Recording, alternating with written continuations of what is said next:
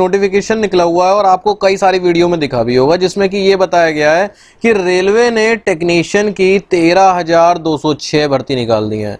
कुल मिला के दोस्तों सीधी सीधी बेवकूफ़ बनाने वाली बातें हैं, नकली नहीं है। बताता हूँ बात क्या है। बात ये है मेरे दोस्त, अभी कुछ दिन पहले ही इन्होंने बताया था कि टेक्नीशियन की जो पहले 8,000 ग्रेड 3 वाली 8,052 पोस्ट थी, उसमें 5154 पोस्ट और निकाल दी टेक्नीशियन ग्रेड 3 की। एक ग्रेड 1 हो गया, एक ग्रेड 3 हो गया। तो अब इन्होंने क्या बोल दिया, अब इन्होंने ये बोल दिया, अरे कौन सा पेज था यार, ये पेज था। अब इन्होंने ये बोल दिया कि जो टेक्नीशियन ग्रेड 3 है वो कुल मिला के 13,206 हो गई। अब अगर आप इनको ऐड करोगे 8,052 को और 5154 को, तो मेरे दोस्त इतनी ही बैठेंगी 13,206। ठीक है, इसकी डेट 15 दिन तक चालू रहेगी मेरे भाई। 2 अक्टूबर से 16 अक्टूबर तक फॉर्म भरे जाएंगे। ठीक, इसमें क्या रहेगा, 2 केस रहेंगे, या तो आपने पहले से फॉर्म भरा हुआ हो या आप न्यू हो गए फॉर्म भरने में। अगर आप नए तरीके से फॉर्म भरने वाले हो तो भाई आपने अगर ITI वगैरह कर रखी है तो आप इसको भर दीजिए। पर अगर आपने पहले से फॉर्म भरा हुआ है तो आप अपने फॉर्म में कुछ चेंजेस कर सकते हैं। अब पहले क्या था, पहले यह था कि जो भी चेंजेस होते थे उसकी फीस लगती थी करीब 250 रुपए, पर इस बार इसकी फीस नहीं लगेगी, ये फ्री है मेरे दोस्त। अच्छा, अगर आप तैयारी कर रहे हैं टेक्नीशियन की तो स्क्रीन पर आपके सामने बुक्स आ रही हैं किरण पब्लिकेशन की। मैथ, रीजनिंग, GA की तो टेक्नीशियन ग्रेड 1 ग्रेड 3 में जरूरत पड़ेगी। साथ ही साथ आप ले सकते हैं इनकी सबसे इंपॉर्टेंट बुक टेक्नीशियन ग्रेड 1 के लिए, बेसिक साइंस एंड इंजीनियरिंग की। ठीक है दोस्त, इसके अलावा टेक्नीशियन ग्रेड 1 और ग्रेड 3 की प्रीवियस ईयर क्वेश्चन वाली बुक्स हैं और टेस्ट वर्क बुक है, यानी प्रैक्टिस वर्क बुक है कि इस तरह का आपका पेपर आ सकता है। डिस्क्रिप्शन में इनके लिंक है दोस्त, आप वहां से पढ़ सकते हैं। इन्होंने साथ ही एक और FAQ यानी फ्रीक्वेंटली आस्क्ड क्वेश्चन का ये PDF फाइल डाली है, इसमें कुछ सवालों के जवाब दिए गए हैं। ठीक है, तो इसके सवालों के देख लेते हैं। सवाल क्या क्या है यहाँ पर।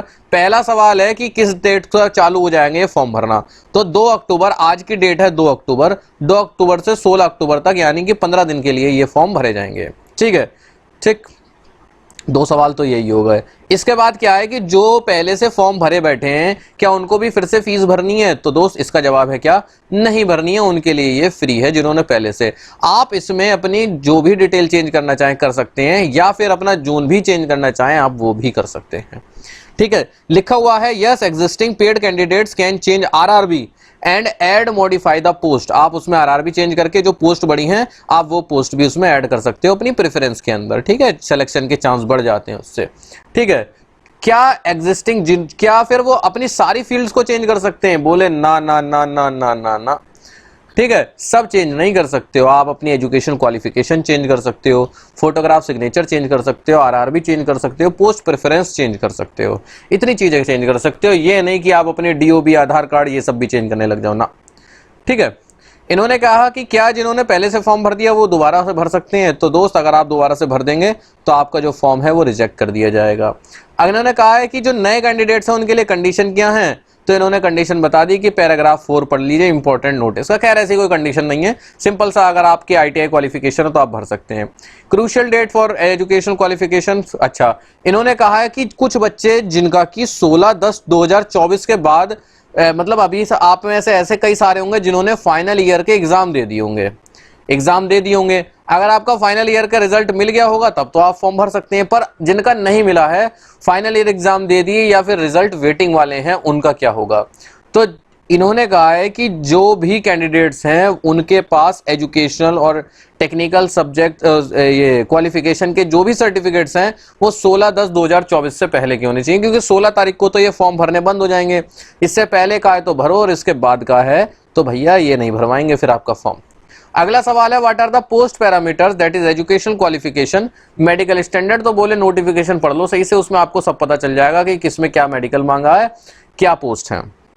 ठीक है, इसके अलावा हाँ, बोले कि एज कब से नापी जाएगी। ठीक है, उम्र, तो बोले कि क्रूशियल डेट है एज नापने के लिए 1 जुलाई 2024, 1 जुलाई 2024 से नापी जाएगी। ठीक है, और SC ST के लिए, PWD के लिए, ये सब तो ऐसी सवाल हैं। काम के सवाल देख लेते हैं।